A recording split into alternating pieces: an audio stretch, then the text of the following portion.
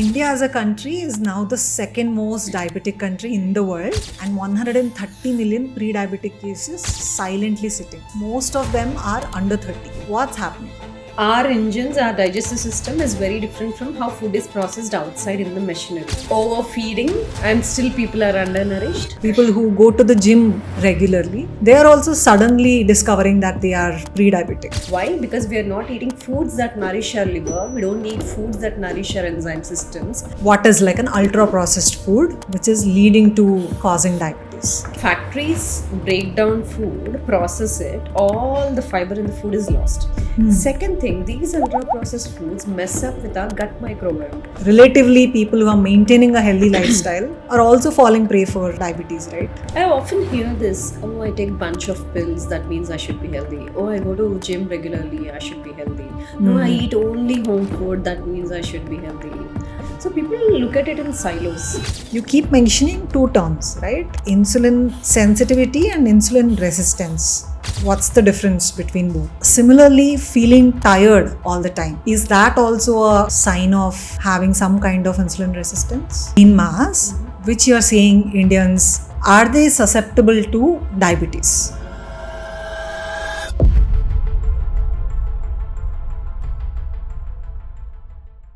India as a country is now the second most diabetic country in the world, and 130 million pre-diabetic cases silently sitting, right? And out of this 130 million pre-diabetic cases, most of them are under 30. Something clearly shifted because we always used to think diabetes is an old person's disease or an aging disease. What's happening? We are aging faster thanks to modern day problems. We are sitting, we are not moving, we are eating, food is coming to us, we don't go to food anymore, we don't enjoy the food anymore like we used to.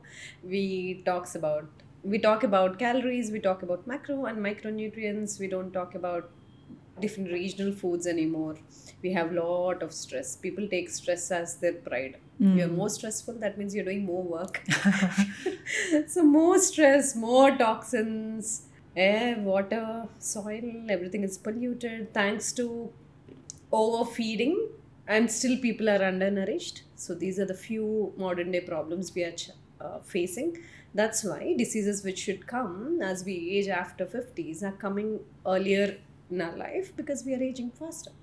But even say people who eat clean, right, or people who go to the gym regularly, they are also suddenly discovering that they are pre-diabetic. So what's the rationale that like even if relatively people who are maintaining a healthy lifestyle are also falling prey for diabetes, right? I often hear this, oh, I take bunch of pills, that means I should be healthy. Oh, I go to gym regularly, I should be healthy. No, I eat only home food, that means I should be healthy. Right. I don't have much stress in life, I sit throughout the day, I should be healthy.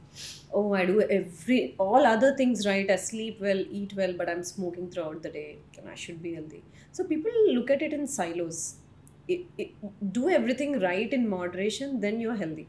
Right. But if you're doing only one thing right and all the five things are out of picture, then things are going to be off. So I think we should work on all things. We should work on how we move, sleep, eat, how we are exposed to sunlight, what time of the day we eat, what we eat. Everything matters. Okay. So let's like break this down, right? So beyond diet and lifestyle, what are some of the things that we are doing wrong and like what should be corrected? Let's start from outside to inside. Outside, environment, lot of environmental toxins. You name it, they're there. They're in the form of plastics, they're in the form of heavy metals, industrial pollutants, pesticides. They're in the form of something called obesogens or diabetogens, basically any toxic element that is messing up with our system and causing any kind of insulin resistance, causing any kind of hormonal imbalance, causing us to gain weight. All of these are termed very differently as either endocrine disrupting chemicals or obesogens or diabetogens. All these things are messing up our systems. So environment is playing a big, very, very, very big role. On top of that, even our detox systems have slowed down. Why? Because we are not eating foods that nourish our liver. We don't eat foods that nourish our enzyme systems. We don't stimulate our enzyme systems anymore. We don't make time to plan a meal, prepare a meal. We don't enjoy the meal that we used to do before. Digestion has boiled down to just what happens in stomach, intestine, and small intestine. But digestion begins from the time we see the food. We see, we smell, we eat, we salivate. As I'm talking, I'm salivating. It's time for my lunch. So then we digest, we absorb. All these things matter. And lot of caffeinated drinks, lot of other things, ultra processed things, lot of foods that are not made in the kitchen but in the plants that are messing up with our systems. So from outside to inside, environment has changed the way we eat, what we eat, from where we eat. Do we eat from a better crockery or do we eat in a plastic bowl? Everything matters today. Right. So when we compare what is like an ultra processed food versus real food, how exactly is it processed in the body, which is leading to insulin related issues or causing diabetes? Can you break it down? What exactly happens when we eat ultra processed food? So basically, our engines, our digestive system is very different from how food is processed outside in the machinery. Right. When the factories break down food, process it, all the fiber in the food is lost. Okay. When the fiber in the food is lost, it boils down to that ultra refined flour, which is devoid of fiber, which is devoid of nutrients. Okay. So such kind of food, when we eat it, it causes two things. One, the food is rapidly absorbed because there's nothing more to do. There's no fiber in the food. So body need not do so much of work in breaking it down. So because it's already broken down. So without fiber, absorption is too fast and we spike our insulin, and quick absorption, insulin spikes, and frequent insulin spikes would lead to more blood sugars and then insulin resistance, etc. Second thing, these ultra processed foods mess up with our gut microbiome. It causes inflammation at the level of gut and causes something called endotoxemia, Okay. where there is increase in lipopolysaccharides in the cells, nothing but toxifying the cells. So first of all, they're messing up our gut, all these ultra processed foods, and then increase lipopolysaccharides in the cells, so they toxify the cells, and then there is inflammation in the body where the body reacts to these foods that we put into the body and reacts and produces inflammatory cytokines like TNF alpha, HSCRP, or interleukin 6, the various inflammatory cytokines. So when these are released, body will go into inflammatory mode and will stop further absorbing the nutrients. It will start gaining weight. It will start depriving of energy. Instead of making energy, it will conserve energy and will make us gain weight. We'll suffer with migraines, headaches, pains, and aches. Right. So simple ultra processed foods are messing up with our mind, energy, sleep, mood, gut, hormonal systems, and everything. So, say for example, if someone is specifically craving for sugary food or like this ultra processed food, do you think those cravings are also a sign of like future diabetes or future metabolic risks? When somebody is craving for very sugary foods, it means they are in some form insulin resistant. Okay. Somebody could be insulin resistant, or some people could be deficient in dopamine. So body is asking for more sugar so that dopamine can be spiked. It could be dopamine deficiency, or simply it could be amino acid deficiency, or B vitamin deficiency, or even magnesium and chromium deficiency as well. Right. So sometimes nutrition deficiencies can show up as sugar cravings. Or for some people it could be insulin resistance. Or for others it could be dopamine deficiency. Right. You keep mentioning two terms, right? Insulin sensitivity and insulin resistance. What's the difference between both? A person who is insulin sensitive will eat any kind of carbs, protein, or fat, still has good energy, will not gain weight, has good energy throughout exercise, will recover well, Okay. and will maintain body weight. Okay. On the other end, person who is insulin resistant, though eating balanced food, or even for that matter has been eating wrong kind of foods, is not having enough energy. Mm. They don't feel energetic during an activity. It will deprive them of energy, in fact. They'll gain weight. So, Okay. this is how two different profiles could look like. Okay. One is So- using food to spend energy and is Right. feeling very energetic. Another person eating the same food who is insulin resistant is not having enough energy Okay. and feels sleepy after a meal and things like that. So being insulin sensitive is good, is great. Being insulin sensitive is Is great. Okay, got it. So we spoke about sugar cravings, which might be a early symptom, right? Similarly, feeling tired all the time. Is that also a sign of having some kind of insulin resistance? Feeling tired can have multiple reasons. It could be gut issue, inflammation, food not converting their food being not converted to energy due to absence of cofactors or nutrients, or even they're not sleeping well. Henceforth, they are craving for more foods because it so happens person who is deprived of sleep can become insulin resistant. Okay. So sleep matters, and a person who is deficient in nutrient deficiencies can be, what were we discussing? Fatigue. Fatigue, yeah. Ah, Feeling tired, feeling fatigue. tired. Yeah, feeling tired could come up with different reasons. It could be hormones. It could be incorrect, imbalanced meals, or it could be nutrient deficiencies. It could be toxins. It could be gut health issues. And I also keep reading that lean mass, which is a very underrated yet like a very powerful tool to control diabetes. So can you break the science behind it? I've seen this in many people, right? They always use BMI and say, "Doctor, how is my BMI looking like? Do I fall in the normal range?" Of course, higher BMI could sometimes mean you are overweight, means you could be accumulating higher fat mass. But there are individuals whose BMI is on a higher side, which is more than 25, and still are healthy because their extra weight is not coming from fat, but it's coming from the lean mass, which is muscle mass, Okay. which is in fact ideal and good. But if you look at Indian population, most of them fall under normal BMI ranges, which is 18.5 to 25. Healthy not- BMI range. They fall in healthy BMI range, Right. but their body composition is not healthy. Okay.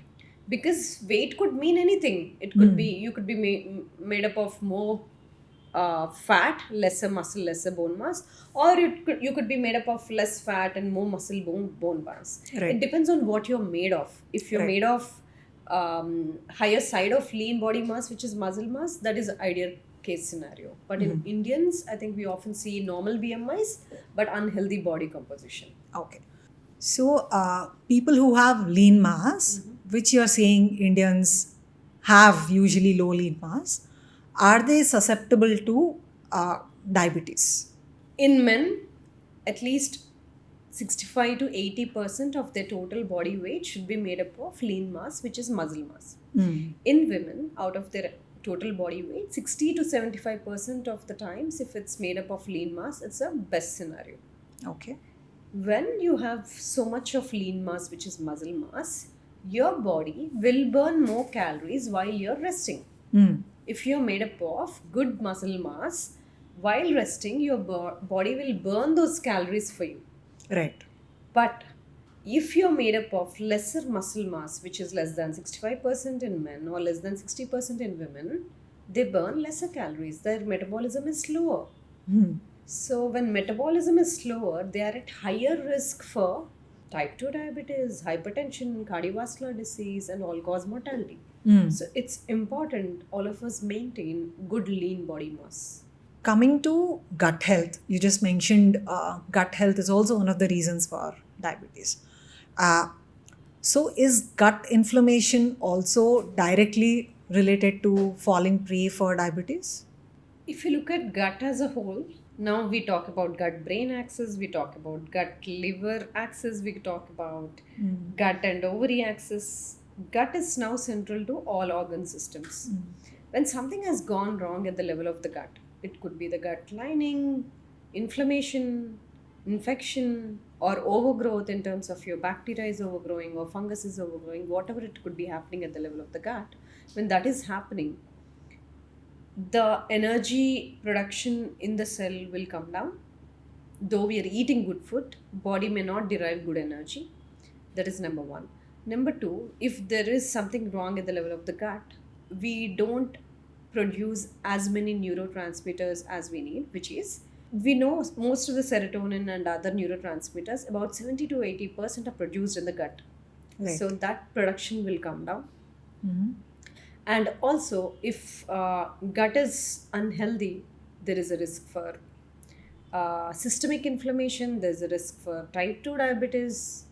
Okay. All these things can happen. Even producing less number of neurotransmitters, that is also like directly connected to diabetes or like, insulin related issues in the body. This is not directly related, but system functions as a whole, right? We make healthier choices when our neurotransmitters are working well and are in good numbers. We feel more satisfied, we feel more content. But when we make less dopamine, when we make less serotonin, our joy, purpose, contentment in life comes down, and we make wrong kind of choices. That could be choices towards unhealthy foods, unhealthy behaviors that would come out.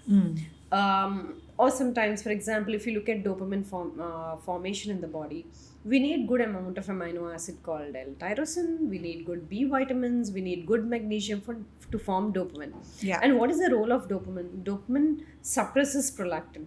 So when people who are dopamine deficient, we often see that their prolactin levels are higher. Right. This I'm seeing on a very regular basis, especially in young men and women. I will see that their prolactin levels are very high. This explains they are under high chronic stressful environments, which is not an ideal case scenario. And we see that there, when we look at the depression's dopamine scores, there is this questionnaire that we consider. When people have these symptoms like feeling less purposeful, less contentment, not willing to meet family and friends or making social connections, not feeling satisfied with the same works that used to give them joy in previously, when there are symptoms like this, they indicate they have low dopamine levels. And we often see that people who have higher prolactin levels often end up having low levels of dopamine on questionnaire, and having chronic stressful scenarios in their lives, and also being insulin resistant. Got it. So Yeah. these are the common correlations that we have been seeing in recent times. Right. I mean, like you said, you see tons of reports on a daily basis, right? Especially in younger people, what are some of the patterns that you're seeing which carry a big story but often get ignored? Most common things that I've been seeing in children, especially being vegetarians, are, even in non-vegetarians, I've been seeing this pattern. Vitamin B9, B12, magnesium, D deficiencies, prolactin on a higher side. And when we do their cognitive assessment, their attention and working memory scores are lower. They spend a lot of time on social media when I take the history and etc. Yeah, these are the common things that I've been seeing: very severe nutritional deficiencies and weight gain issues. And if these individuals are girls, then we are seeing hormonal issues as well. Right. So, say for example, if young people like these, like less than 30 years of age, if they find that they are pre-diabetic, how practical is it to reverse their diabetes and go back to normal levels? It's very easy to reverse prediabetes in children when it's prediabetes. We're not talking about type 1 diabetes, which is completely different reason altogether, but it is prediabetes or insulin resistance. It's relatively very easier to reverse because it needs we need to give them low GI foods, we need to give them polyphenol and phytonutrient rich foods, a lot of antioxidant rich foods, good balanced meal plates, rectify their deficiencies, have them good sunlight exposure, allow them to sleep better, stop doom scrolling. Doing all of these things strategically and investing in one thing at a time, we can successfully reverse the prediabetes. Got it. Especially, it's scary because To some extent, younger people look fine, right? Symptoms are not as big or like as significant as it is in the older people. So, what are some of the early symptoms that like younger people should look at? Because end of the day, they don't like test as often as older people, right? True that. And symptoms are also like very mild. So, what are these mild symptoms or like initial symptoms that we have to look for?